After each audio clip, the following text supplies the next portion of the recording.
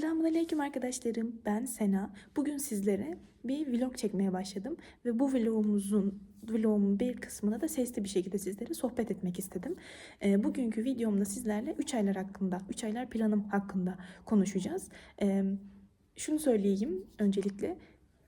Uzun süredir bir toparlanma aşamasına geçmeye çalışıyordum.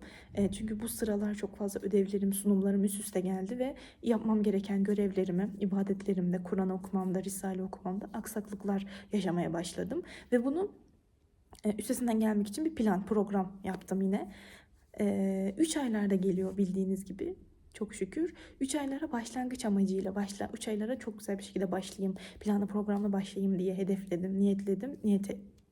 Daha sonra yeni yıl da geliyor. Onun için bir ajanda arayışındaydım. Ama şunu söylemek istiyorum. 3 ayları bekleyemedim. Gerçekten çok fazla bunaldım, daraldım. Başlamam gerekiyordu. Sürekli ertelemekten de gerçekten çok yoruldum. Bir ajanda arayışındaydım ve bu ajandamı almayı da erteliyordum sürekli. Hem istediğim gibi bir ajanda bulamadım. Hem ertelediğim için yine sürekli bir plana, programa başlayamadım. Düzenli bir şekilde ilerleyebileceğim bir programa başlayamadım. Ajandam olmadığı için. Ama bunu ben kendime bir bahane olarak gördüm. Sonra dedim ajanda gerek yok. Gerçekten hedefin belliyse, isteğin belliyse ya şöyle kullanmadığın, içi boş olan bir defter de senin işini görür. Yani ajanda almak zorunda değilsin. Öncelikle bunu kafama oturtmaya çalıştım. Çünkü ajanda alana kadar bulacağım, sipariş edeceğim, elime ulaşacak. Yine bir vakit kaybı, yine bir bekleme sürecine girecektim. Ve gerçekten bunu yapmak istemiyordum. Çünkü gerçekten bunaldım. Çok daraldım. Ve bu programa başlamaya bugün niyet ettim inşallah.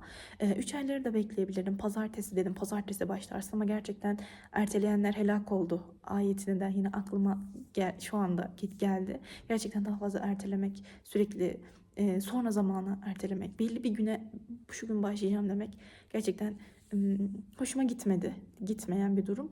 Dün akşam oturdum, artık planımı hazırladım Rabbimin izniyle. İnşallah gerçekleştirmeye çalışacağım. Şöyle bir defter vardı, ben bunu zaten ajanda olarak kullanıyordum ama yani 3 aylar geliyor, yeni yıl geliyor, yeni bir ajanda, yeni bir planlayıcı senin için daha bir motivasyon, şevk kaynağı olur dedim kendime. Ama bunu da bir bahane olarak gördüğümü düşündüm. Hem istediğim gibi bir ajanda bulamadım. Stoklarda kalmamıştı. Bu gibi sebeplerden dolayı bulamayınca dedim bu defter de senin işini görür. Senin niyetin gerçekse, halisse, ne yapmak istiyorsun? Burada defterini yazacaksın. Burada gün gün ilerleyeceksin. Tamam, bunda da aynı şeyi gerçekleştirebilirsin. Yok bullet journal. Onu da almıştım. Onda da çok fazla ilerleyemedim maalesef. İstikrar sağlayamadım. Sonra dedim tekrar ondan mı alsam acaba? Hayır dedim. Yani gerçekten böyle bir defterle senin işini görecektir. O yüzden böyle bir defterle böyle bir defterle niyete başladım. Size de bu şekilde yani önerebilirim. Ajanda aldıysanız çok güzel. Güzel bir şekilde programınızı yapabilirsiniz ama eğer almayı düşünüyorsanız, bulamadıysanız, hem fiyatları da bence biraz pahalı. Böyle bir defterde işinizi görecektir gerçekten. Çünkü bizim niyetimiz gerçek olsun. Gerisi çok önemli değil. Tamam, bizi şevklendiriyor bu tür şeyler, doğru. Ama olmasa da olabilir mi? Gerçekten niyetimiz gerçekse olur inşallah. Şimdi 3 aylar planımdan bahsedeceğim. Çok fazla sizin vaktinizi de almak istemiyorum. Çok da konuşmak da istemiyorum. Şöyle 3 aylarla ilgili şöyle bir hedeflerim diye bir kısım yazdım. Burada haftalık planlarım olacak. Buraya da gün gün neler yapmam gerektiğiyle ilgili not alırım diye bir bölüm ayırdım. Şimdi sizlere 3 aylarla ilgili genel hedeflerimden başlamak istiyorum. Bugün günlerden 17 Aralık Çarşamba. Bugün bu videoyu inşallah Cuma gününe kadar yetiştirmeye çalışacağım. Pazartesi günü 3 aylar. Eğer siz de 3 ayları bekliyorsanız veya herhangi bir gün, bu videoyu yüklediğim gün olabilir tabii ki de, başlamak istiyorsanız bence başlayabiliriz. Bence tam zamanı artık. Daha fazla ertelemeyelim diyorum. Ben elimden geldiğince sizlere beraber yürütmek istiyorum bu süreci. Sizlere de yardım etmek, teşvik etmek, birbirimize zorlandığımız yerlerde birbirimize destek olmak yine çok istiyorum. Bu yüzden haftalık olarak ben paylaşacağım neler yaptım, neler yapacağım diye. Yine shorts videolarıyla desteklemeye çalışacağım. Çok güzel 2 tane kanal takip ediyorum. Çok güzel 2 tane ablam var takip ettiğim. Onlardan da açıklama kısmında bahsedeceğim sizlere. Onlardan da ilhamla böyle bir şeye başlamak istedim sizlerle beraber. Short videolarıyla olsun, normal videolarla, gönderi kısmındaki gönderilerimle birbirimize destek olmaya çalışalım inşallah. Ben şimdi 3 aylarla ilgili hedeflerimden kısaca bahsedeceğim. Sizlerin de hedeflerini yorumlar kısmında bekliyor olacağım. Ve haftalık olarak neler yaptık, neler yapamadık, neler yapabiliriz bununla ilgili yine görüşlerimizi, yorumlarımızı gönderi kısmında veya yüklediğim videolarda yorumlar kısmında paylaşalım birlikte inşallah. Şimdi sizlere buradaki hedeflerimi de buraya da yazmıştım. Buradan kısaca bahsedeceğim. Öncelikle kaza namazı. Bu en çok istediğim bir hedef olarak başladı. Bir tane uygulama indirdim telefonuma. Onu da buralara eklerim sizler için. Telefonuma indirdim. Kaza namazı takibi diye. Orada ne kadar kaza namazınız varsa giriyorsunuz ve o şekilde tamamladıkça oraya da giriyorsunuz tamamladığınız namazlarınızı ve size çok büyük bir yardımcı olacak uygulama diyebilirim. Kaza namazlarımıza başlıyoruz. Rabbimin izniyle böyle bir hedef edindim. Eğer sizin de varsa kaza namazınız ki inşallah yoktur. Böyle bir hedef koyabilirsiniz kendinize. Zikirler, günlük olarak zikirler. Yani otobüs yolculuğu yapıyorum günün içerisinde çok fazla. Bu yüzden bu zamanları çok boş geçirmemek için gerçekten zikir çekmek çok önemli bence. Bunları aksattığımı düşünüyordum. İnşallah bunun için de hemen göstereyim. Şöyle bir defterim vardı. Bunu zikir defterim olarak planlamıştım önceden ama çekebildiğimi söyleyemem. Şöyle sizlerle göstereyim. Zikir defterim. Haftalık olarak çektiğim zikirleri de yine paylaşabilirim sizlerle. Sizlerden de yine öneri alabilirim. Bu şekilde yazmaya başlamıştım. Dün yeni bir zikir daha ekledim. 3 aylarla ilgili bir zikirimiz vardı. Bunu da çekmeye başlayacağım Rabbimin izniyle. Bir de Esma-ül Hüsna, günlük 2 tane Esma-ül Hüsna öğrenme görevi verdim kendime. Onu da şöyle defterimin arkasına yazmaya başladım. Bunları günlük olarak çekeceğim ve öğrenip inşallah aklıma, kalbime yazmaya çalışacağım diyebilirim. Kur'an okumalarımı yine çoğaltmak istiyorum. Hatimlerimi gerçekleştirmek istiyorum. Bu 3 aylarda ne kadar yapabilirim bilmiyorum ama elimden geldiğince bol bol okumak istiyorum. Tecvid öğreniyorum bu süreçte. Elhamdülillah iyi gidiyor diyebilirim. Tecvid öğreniyorum ve şunu fark ettim. Benim okuduğum namazlarda okuduğum kısa surelerimi tecvidsiz okuyormuşum. Maalesef ki bazılarını hatalarım varmış. Onların yine bir ezberine başladım. Elhamdülillah kısa surelerimin ezberleri bitmek üzere.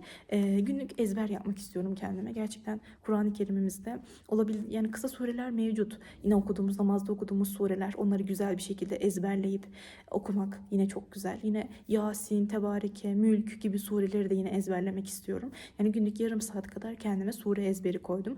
Dinleyerek çok güzel oluyor bence. Dinleyerek, eğer sizin de böyle bir hedefiniz varsa dinleyerek ezberlemenizi tavsiye edebilirim. Risale-i Nur okumam, günlük yarım saat Risale okumama devam edeceğim inşallah, başlayacağım. Bugün başladım yine Risale okumama. İnşallah Rabbimin izniyle bu kitabı da bitirmek istiyorum hemen. Hızlı bir şekilde diyebilirim. Gerçekleştiririz inşallah Rabbimin izniyle. Cevşen okumaya çalışıyorum. Şu an 5 babla devam ediyorum. İnşallah de onu da arttırarak devam edebilirim. Günlük düzeni oturtturduktan sonra arttırmalar yapılabilir. Yine Esma-ül Hüsna dedim. Sure ezberinden bahsettim. Kalplerin Keşfi şu an yanımda değil, odamda. Kalplerin Keşfi kitabım var. İmam Gazali'nin. Onu da yine okumaya başlamak istiyorum. Her gün okuyabildiğim kadar yarım saat 15 dakika. Oradan okuduğum bölümleri yine sizlerle paylaşabilirim isterseniz. Eğer sizin de bu kitabınız varsa başlayabilirsiniz. Çünkü çok fazla öneri aldım. Kitabı aldım ama başlayamadım. Başladım, bıraktım ama inşallah bu sefer tam anlamıyla başlayıp bırakmadan bitirmek istiyorum. Eğer sizlerin varsa elinizde bu kitabı beraber başlayabiliriz. Veya siz devam ediyorsunuz, ben yine katılırım sizin aranıza. Veyahut YouTube'da dinlemeleri var. Sesli kitap olarak paylaşılmış. Oradan da dinleyebilirsiniz. Bu şekilde birbirimize destek olabiliriz eğer gerçekten okumak isterseniz. Sahabe hayatları, 3 tane bahsedeceğim şeyler var. Bir tanesi sahabe hayatları. Gerçekten bilmiyorum diyebilirim. Mehmet Yıldız'ın videolarından izlemeye başlayacağım inşallah. 3 tane şeyim var dedim. 1 sahabe hayatları, 2 herkes için siyer. Bu seriyi de izleyemedim maalesef. Çok biraz eski bir seri ama ben maalesef başlayıp bitiremedim bir seri. Bunu da inşallah Rabbimin izniyle başlayıp devam ettirmek istiyorum. Tefsir okuma, izleme. Bu 3 tane şey dedim. Haftalık olarak bunları 2'şer gün olarak paylaşayım dedim. 2 gün sahabe hayatları. Bir sahabenin hayatını öğrenebilirim. Herkes için siyer. Yine 2 gün vereceğim buna da. Üçüncüsü de tefsir okumaları, izlemeleri. Kısa surelerin tefsirlerine yine bu kitaptan da okuyup videolar da var. Mesela bugün ben Felak ve Nas Kur'an'ın sonundan başlamak istedim. Kur'an'ın sonundaki surelerden başlayarak tefsirlerini de bu şekilde sure olarak öğrenmek istiyorum. Fil ve Nas surelerinin tefsirini okuyup video var. O videoyu da bırakabilirim yine açıklama kısmına. Onu izleyeceğim bugün inşallah. 2 günde tefsir çalışması olarak verdim. 7 gün var bir haftada. 2 gün sahabe hayatlarından, sahabe hayatı çalışacağım. Sahabelerimizin hayatını öğrenmeye çalışacağım. 2 gün herkes için siyerden siyer videolarını izleyeceğim. 2 günde tefsir okumaları, tefsir çalışmaları yapacağım. Gerçekten 10 dakikayı buldu konuşmam. Çok özür diliyorum sizlerden. Buraları hızlandırıp kesmeye çalışacağım. Hemen bakıyorum bahsetmediğim bir şey var mı diye. Bu kadarlık şu anlık diyebilirim. Çok yoğun bir program gibi duruyor. Çünkü ben böyleyim. Gerçekten sürekli bir anda her şey bir anda olsun istiyorum. Bir anda öğreneyim diyorum ama sonrasında tepetaklak oluyorum tabii ki. Bunu elimden geldiğince azaltmaya çalışacağım. Emin adımlarla düzenli bir şekilde ilerlemek en önemli hedefim, gayem olacak inşallah. Sizlerin hedeflerini de bekliyorum. Benim hedeflerim bu şekildeydi. Eğer sürçülisan ettiysem affola, hakkınızı helal edin. Bu şekilde haftalık olarak pazar günleri bu hafta neler yaptım diyerekten bir post paylaşmayı düşünüyorum inşallah Rabbimin izniyle. O postun altına da sizlerin yorumlarınızı, desteklerinizi bekliyor olacağım. Neler yaptığınızla ilgili, neler yapabileceğinizle ilgili, önerdiğinizle ilgili, öğrendiğiniz bilgilerle ilgili. Yine shorts videolarıyla sabah namazından sonra uyumuyoruz diye bir seri başlatmak istiyorum mesela. Bu tarz serilerde bana destek olursanız çok sevinirim. Ben sizin yanınızda olmaya çalışacağım. Rabbimizin izniyle inşallah güzel bir şekilde geçirelim bu günlerimizi. Dünya ahiret dengemizi kurmaya çalışalım inşallah. Hepinizi çok öpüyorum. Allah'a emanet olun. Hoşçakalın.